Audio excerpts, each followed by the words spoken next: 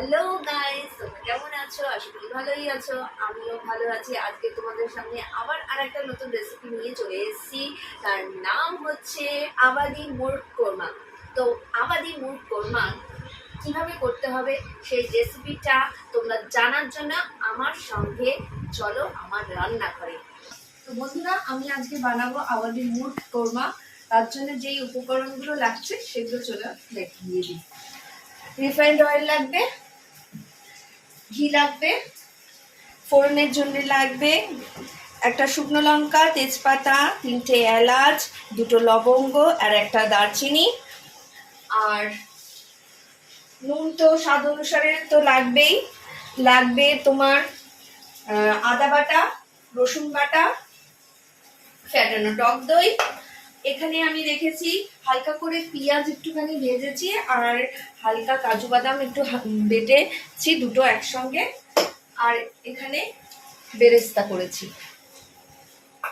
তো চলো আমি শুরু করি আবাদি মুরগ কোরমা কিভাবে করতে হয়। প্রথমে কড়াই গরম করে নিয়েছি। এবার আমি রিফাইন্ড অয়েল দেবো।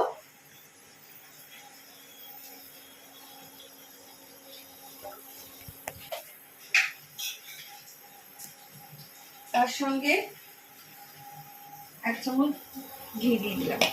তো এবার কড়াই গরম হয়ে গেছে, তেল আর ঘিটা যেটা অ্যাড করেছিলাম কড়াইয়ের মধ্যে সেটাও গরম হয়ে গেছে। এবার আমি যে ফোড়নগুলো আমি তোমাদেরকে বলেছি সেই ফোড়নগুলো আমি ঢেলে দিচ্ছি।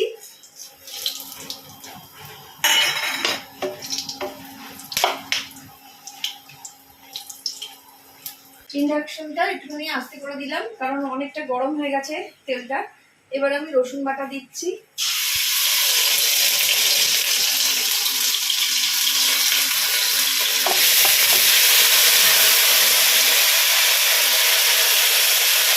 দু চামচ 2.5 চামচের মতো রসুন বাটা দিলাম। যা মাংস সেই পরিমাণে তোমরা আন্দাজ মতো মশলাগুলো অ্যাড করতে হবে। আমার এখানে 1 কেজি এর থেকে একটু বেশি আছে মাংস। আর মাংসর সাইজটা তোমাদের বন্ধুদের বলে দিচ্ছি, এই মুরগ কোরমাটা করার জন্য না একটু মাংসটা একটুখানি সাইজটা একটু বড় রাখবে, তাহলে দেখতেও ভালো লাগবে, খেতেও ভালো লাগবে। মশরুমটা একটুখানি ফ্রাই হচ্ছে এখন।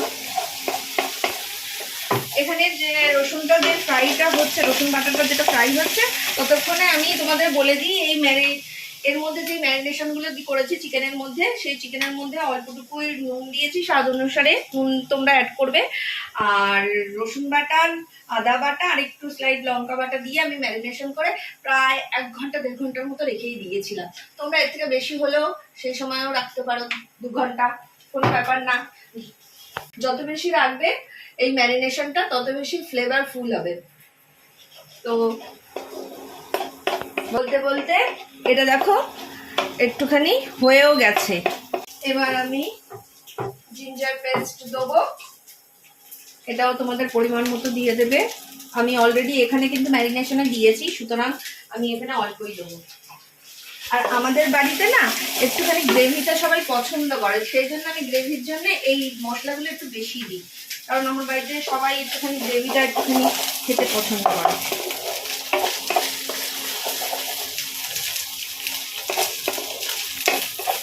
জিঞ্জার পেস্ট বা আদা পেস্ট যাই বলো না কেন, তোমরা বেশিটা ফ্রাই করবে না, কারণ ওর ভেতরে যে একটা মানে বেশি ফ্রাই করলে, আমি শুনেছি, আমি মা ঠাকুমার থেকে শুনেছি যে এইগুলো বেশি ফ্রাই করলে না একটা তিতো তিতো লাগে। তো তুমি আদা পেস্টটা যতটা কম ফ্রাই করবে ততটাই ভালো।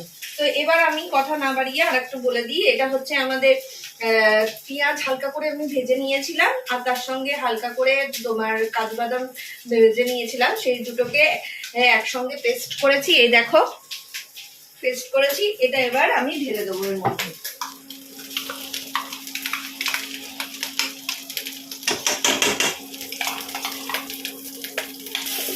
একটু গরম জল অ্যাড করছি।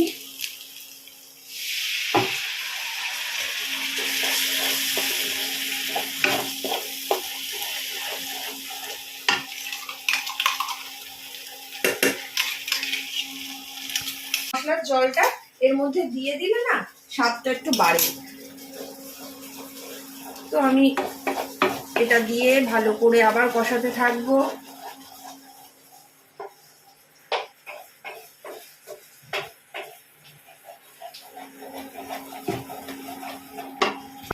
এবার আমি এটা মোটামুটি কষে গেছে, যে একটা মশলার যে একটা গন্ধটা থাকে না, ফ্লেভারটা, সেটা এই কষানোর সঙ্গে সঙ্গে চলে গেছে।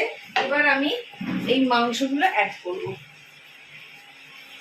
দেখো সাইজগুলো দেখেছো বন্ধুরা, তোমাদের বলেছিলাম না একটু বড় বড় সাইজ, এই যে দেখো, এই দেখো প্রত্যেকটা সাইজ আমি এরকম বড় বড় রেখেছি। তো চলো ঢেলে নিই আস্তে আস্তে করে।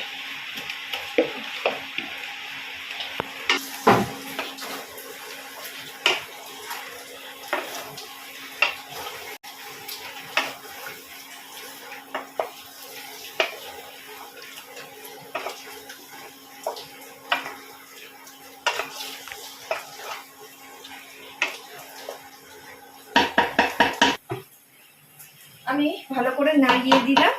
এবার ঢাকনা চাপা দিয়ে লো ফ্লেমে আমি এটাকে কষতে দেবো, যাতে মশলাটা মাংসের মধ্যে ঢুকে যায় আর নরম হয়ে যায়। তো এখানে আমি 3টে কাঁচা লঙ্কা এর মধ্যে অ্যাড করছি, কারণ যারা ঝাল খেতে পছন্দ করে শুধুমাত্র তাদের জন্যই আমি দিচ্ছি। যেহেতু আমাদের বাড়ির লোকেরা মোটামুটি ঝাল খায় বলে, তাই জন্যই দেওয়া হচ্ছে।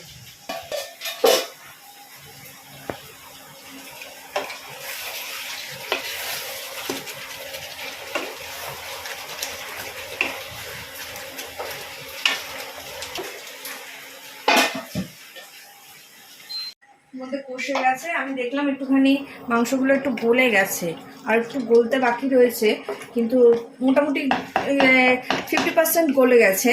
তো এবার আমি টক দইটা, ফ্যাটানো টক দইটা অ্যাড করছি।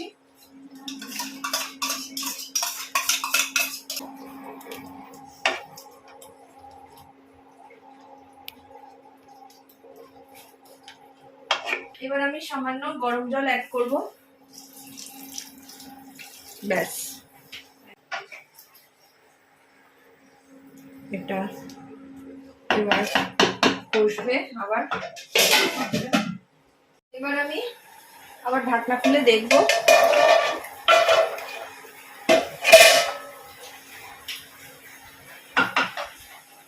এবার আমি একটুখানি গোলমরিচ অ্যাড করব।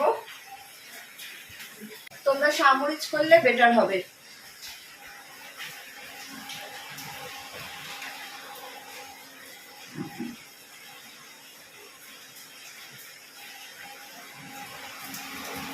এক চামচের মতো দিলাম।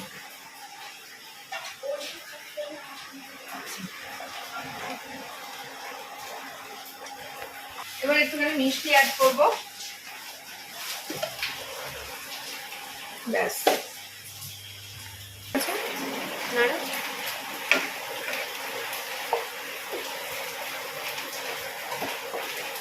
ঢাকনা চাপা দিচ্ছি। তো এবার আমি ঢাকনা খুলে একটু জায়ফল গ্রেট করে দেব।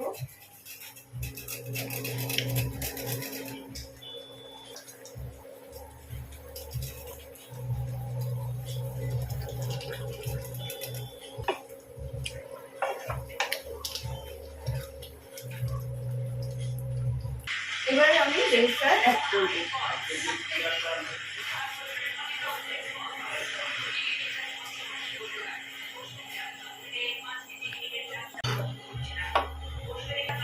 এবার বেরেস্তাটা না এক জায়গায় ছিল দেবার পর, তাই আমি চারদিকে হালকা করে আমি একটু ছড়িয়ে দিলাম। এবার আমি এটা না আর একটুখানি ঘি দেবো,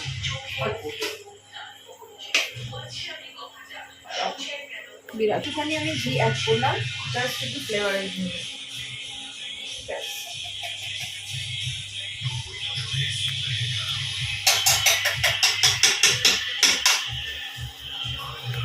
এবার আমি একদম লো ফ্লেমে ঢাকনা চাপা দিয়ে খানিকক্ষণ গরম করব।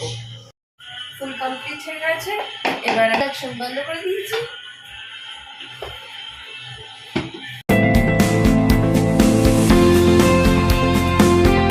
তো বন্ধুরা, আমার আবাদি মুড কোরমা তো দেখলে তোমরা আশা করি খুব ভালোই লেগেছে। তাহলে লাইক আর কমেন্ট অবশ্যই করে দিও। সাবস্ক্রাইব করতে কিন্তু একদম ভুলো না। বেল আইকনটা অবশ্যই ক্লিক করে দিও। আর যারা ফেসবুকে দেখছো তাহলে অবশ্যই ফলো করে দিও। তো আজকের ভিডিও এই পর্যন্তই। আবার আসবো নতুন করে রেসিপি নিয়ে।